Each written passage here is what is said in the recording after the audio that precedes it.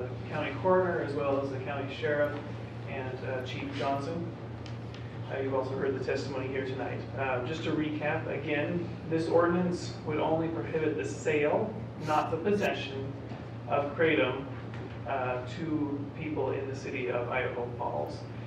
Because we are a city, our jurisdiction is limited, so it would only be the geographical limits of the city of Idaho Falls that people could not offer to sell to people within those geographical limits. It covers both natural and synthetic kratom, as well as kratom products, things that have been mixed with kratom. So that is the outline of the bill. You'll note at the end of the ordinance, the effective date is left blank.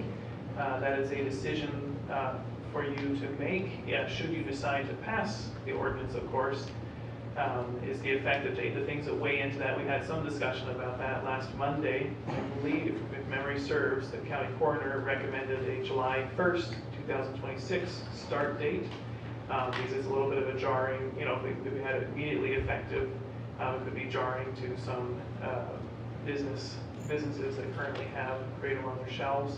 But that is a decision for council to make. That's a legislative decision as to when to make it effective, should council decide to adopt this bill. Are there any questions? Okay, thank you. Yes, you might. We will have discussion, and so if we have to invite you back, we will. Council, there's time now for deliberation on this issue and then for a vote. I'll go ahead and. I have one thing for Sure. Yes. the city attorney. You and I have talked about this in the past about revisiting issues or ordinances so that we could see if the work that we do actually has an outcome that we want. Is there a way to include that tonight in this ordinance so that we're required somehow to come back and look at this with some sort of data about our outcomes? Put it in the ordinance. However you think that would be So, effective. if you wanted to force a future council to revisit it, you could put a clause in that this is only effective from these dates to these dates, which would force council to meet again before if council wanted to continue the ban, should it be placed in effect. That would be one very effective way to make sure that council revisited it. You could put a precatory request to a future council saying council shall revisit this in so many years. However, that be, and by precatory I mean it's not binding. Because if there's no teeth to it, then it's just merely kind of saying, I hope you do this, future council, right? So it means unless you put some sort of teeth, it's just going to be merely precatory. And rather than, I suppose you could put that in the ordinance, but it might just be better to instruct staff to come back at certain Thank you. I just wanted to have that as I think through the deliberations and options. I'm not going to support that, Councilmember Radford, in part because I think we've tried to put, it would require the same legal staff to recall that. You know that we don't have a system for triggering that that's been effective in my 11 years unless Mr. Jones says something new. What I would do is I would put it on my Outlook. Put it on my Outlook calendar. And so, so if he leaves. Well, unless we actually sunset it. Yeah, if we actually sunset it. Yeah, if we sunset it, then the ordinance goes away in a year or Correct, 2 years. yeah. So, yeah, those are the choices. I hear what you're saying. This isn't about kratom for me. This is about being effective and A/B testing in software and other places. We need to find ways to get feedback when we pass ordinances to find out if we're getting done what we want to get done. Right? I think you've been very consistent, and I appreciate that, Councilman Bradford. You've been very consistent in asking that question. So I know it's not necessarily just about this ordinance. Okay, I have a comment first, and then we can come back to this issue. So, Councilman Bradford, if you decide to make that motion, would you make it a separate motion? Yes. And not link it to this? Okay, so we can vote on it separately. Okay. All right, so I'm going to start out here, if that's okay with my reasoning for how I'll probably vote. But I'm still listening to the rest of you right now.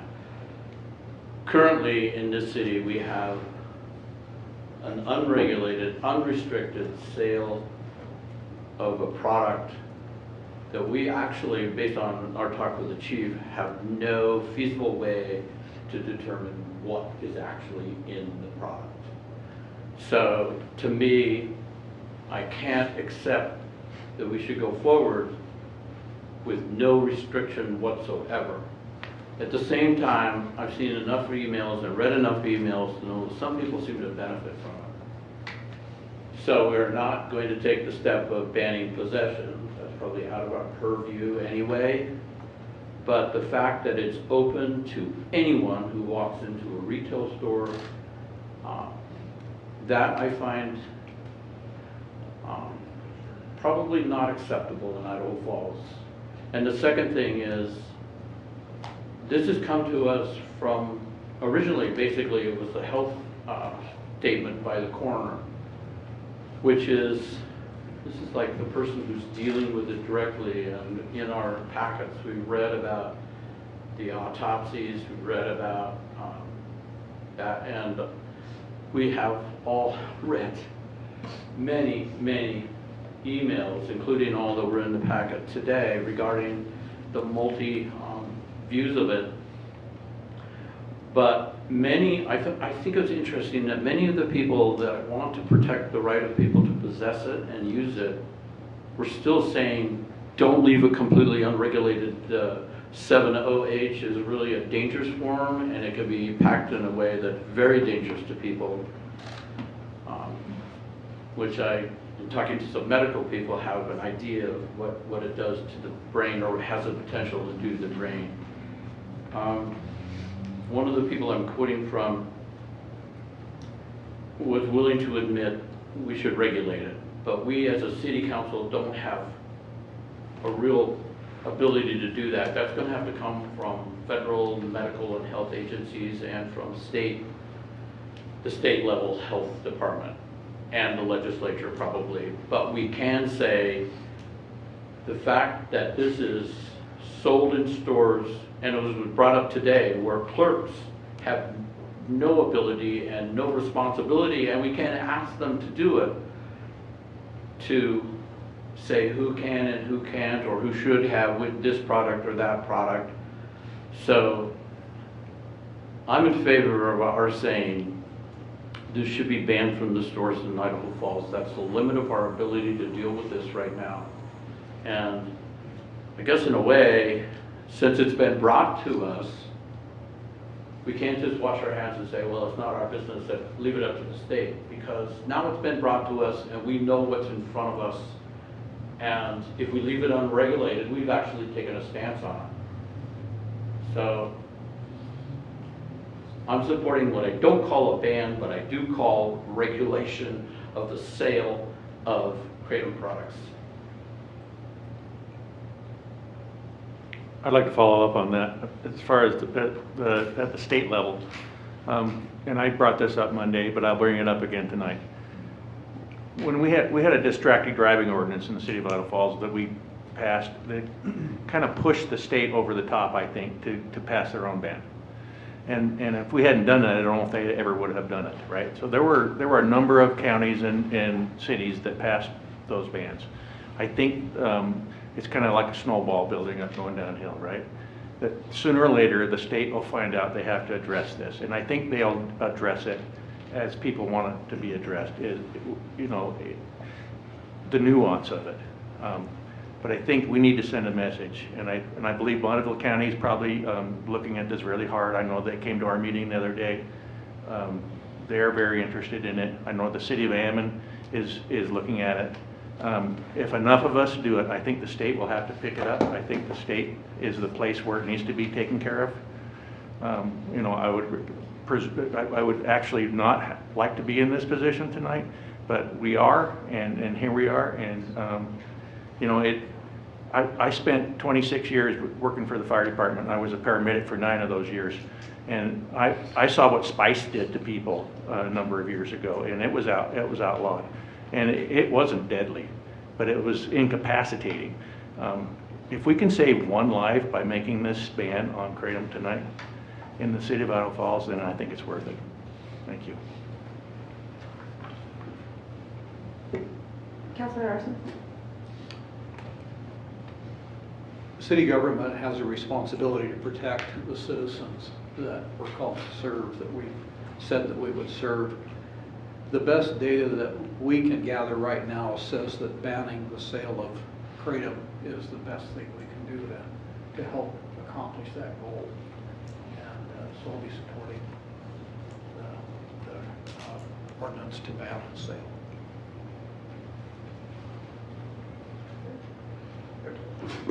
Ready for a motion, or? I don't have a lot to add. I'll just add this so that you can go last. But the reason I brought up the whole question about having some sort of sunset clause is because the reason I'm supporting this tonight is because we don't have the resources to do the nuanced approach of regulation.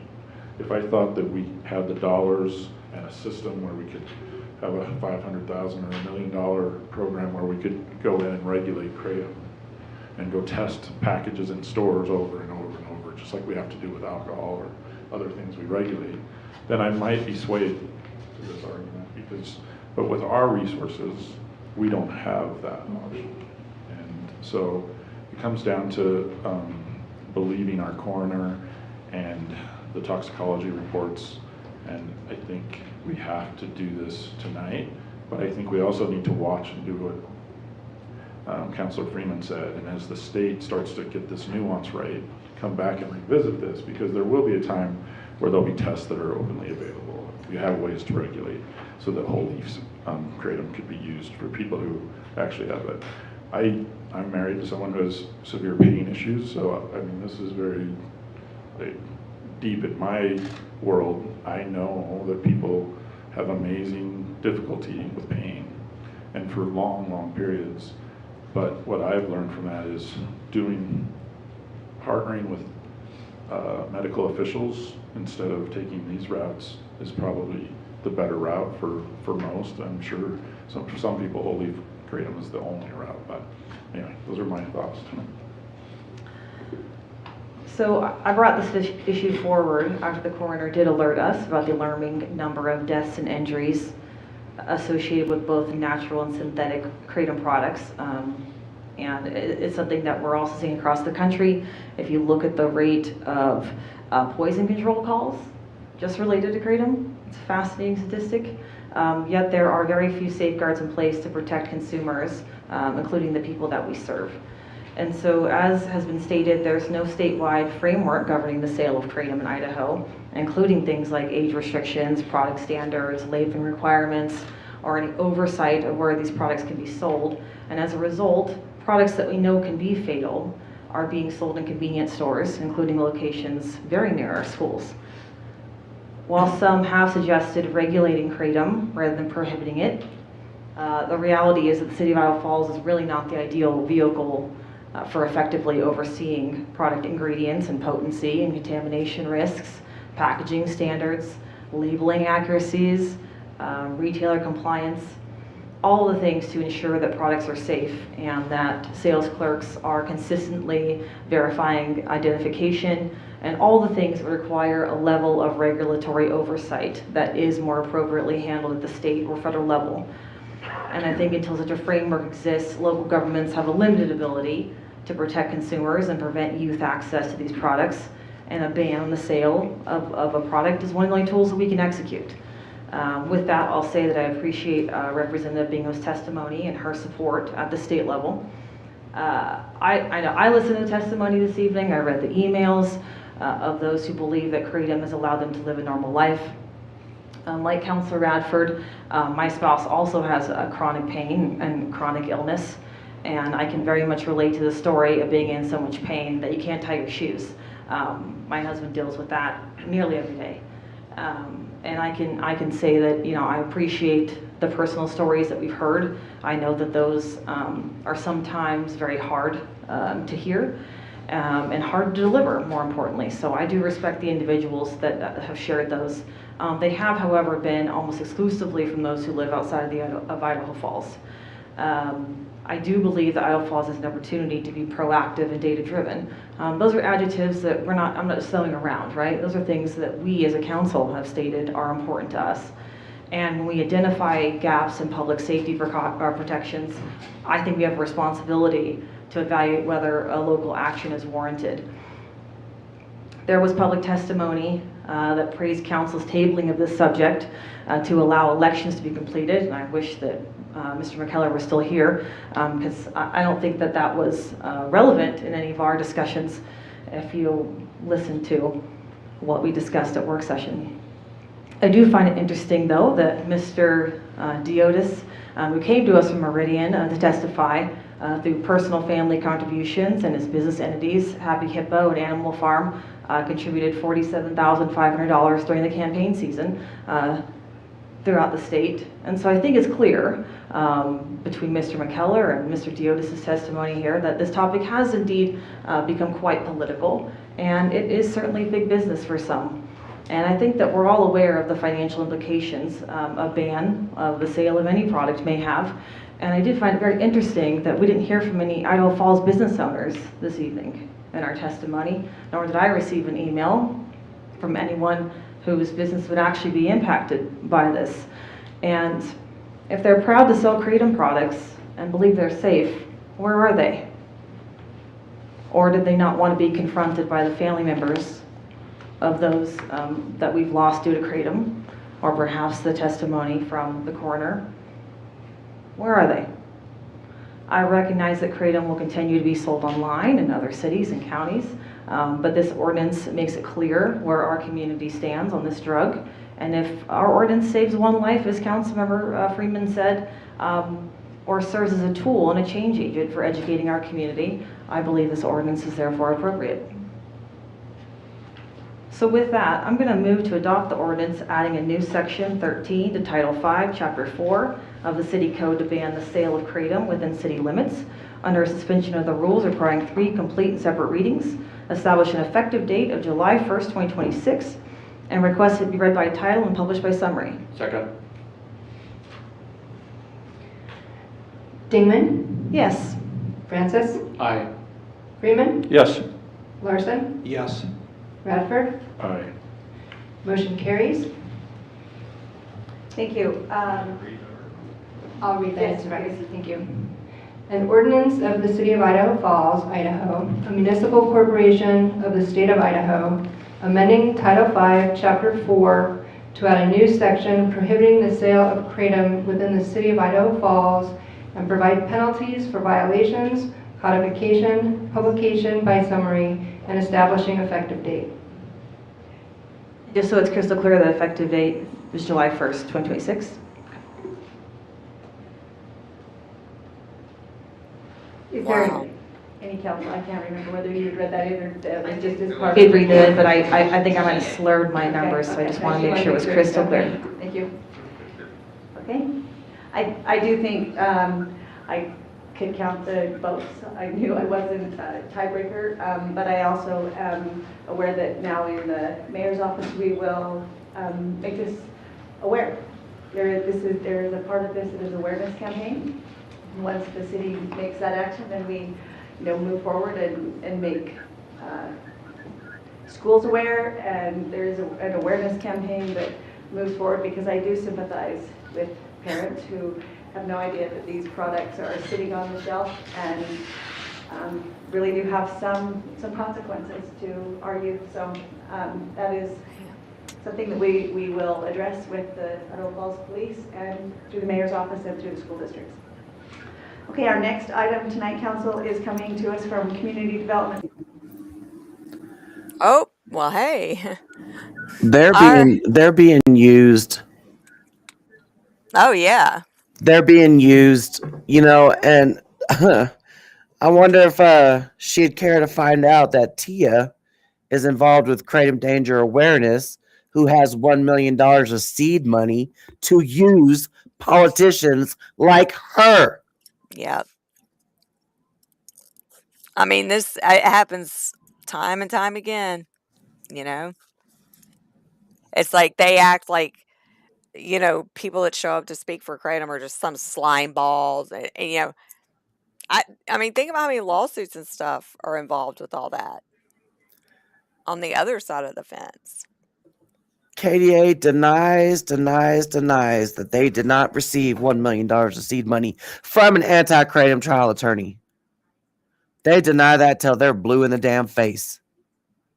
But that is their goal. Their goal is to go around city by city, county by county to get kratom banned, whether it's sales or possession And since they can't really win on getting it banned with the possession included, now they just like watered it down to just get a sales ban. Yeah. You know, it's going to keep happening. They're going to keep going around. Yeah, I mean, Idaho's going to be popping off a lot. Mm-hmm. You know, it's just, I don't know. It's insane to me. And it's crazy how nobody really asks any questions or looks or even listens or cares about the science or the facts or the testimonies of our side Mm-mm. or the truth. Once one person tells, I don't know, there should be more questions asked. There should be more, I don't know. I'm tired of, laws getting made that affect so many people's lives off of emotions. Mm-hmm. It's insane. Weaponized grief. It's insane. It's not right. And yeah, I feel you, Hollaback Earl, about, starting to get pissed. Welcome to the club. Yeah. I mean, it makes you jaded for like so much. Like, I don't know. I would say I hate to be like that. I hate that there's people out there that weaponize grief. Yeah. It's sad. It's sad. And we know, it's 7-OH. It's Yep. fucking 7-OH. And it's like, just, you got them, like I say, KDA's best friend. 7-OH is KDA's best friend. Because you got, the people talking and testifying. And then she's like, well, Poison Control Center calls that went up. Duh, because it's 7-OH. Yeah, because of 7-OH. It's like every time they say that, I'm like, it's because of 7-OH. It's not because of Kratom. And they're not the same. Yeah, it's like they just do the point of the test. There's not even any point of testimonies. They've already has their mind made up, but they have to like do it to put on a show like they actually gave a shit.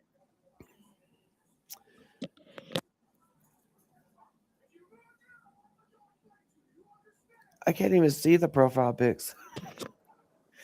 Are they up there? I can barely see it. Oh. Or are you talking about the gavel and the Lady Justice chick? No, he's saying Cody has one. Cody has a cool profile pic. I don't know what that is. Let's see. Oh. Yeah, I can't even see what it is. Yeah, that's little on our screens. It looks like a TV, like a box set. Probably from The Exorcist. Dude, that looks like some 1920s boxer, that put their fist up. I don't even know what that is. I'm gonna have to go on my phone and look at y'all's profile pics now. All right. Well, we're gonna go. I'm gonna go. Do the fire pit with my son since I have Kratom. Yeah. I'm gonna enjoy my life. It's so sad. She was mad though. Oh, okay. Oh. Wow. Is it? I can't even tell. Oh.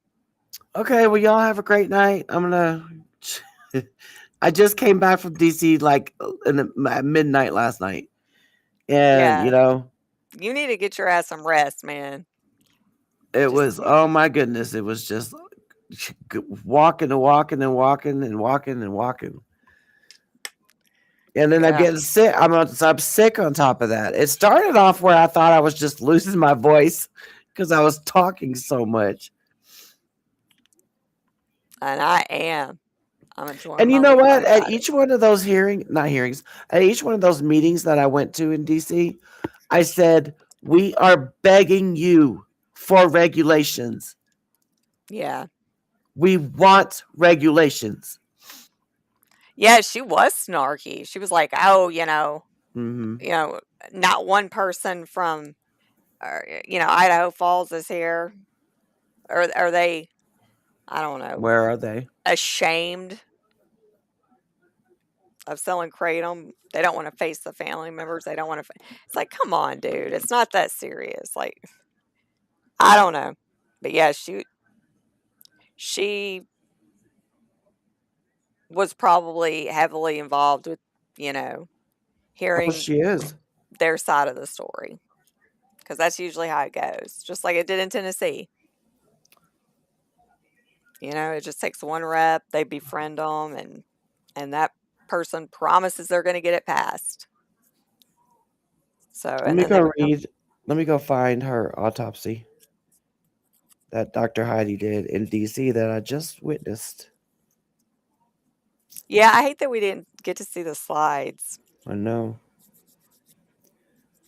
Right here. So, her official cause of death was acute mitragynine intoxication, manner to be determined. Substances at scene not tested was trazodone, cyclobenzaprine, methocarbamol, found at scene omitted from the toxicology panel. Then she has sertraline, 690 nanograms per milliliter, above therapeutic range. Stomach contained no plant material. Hmm. Let me repeat that. That woman that y'all saw testify earlier, the mother, her daughter had no plant material in her stomach. Yep. Isn't that lady said her organs was green? Yeah. Get out of here, man. Yep. Dude, the found on scene kills me. Mm-hmm. Or, oh, well, a family member told us that he was taking kratom, and they just literally stop everything. Yeah. Well, no more. We're just going to determine that. Just, throw the hands up in the air and be like, this is a mitragynine death. That's why I'm going to rule it. Now I'm going to go out to dinner. Get off my back. Yep. Lazy ass. It's like, dude, after what happened with the whole COVID thing and people like dying of, I don't know, suicide or, car wrecks and them listing it as a COVID death, like for people to still trust all that, to not even think, even think about it, Yeah. like, I don't know. It's not right. So messed up. All right. Well, y'all have a good evening. Yep. And we'll see y'all next time. Yep. Next time. Next hearing. This is Advocacy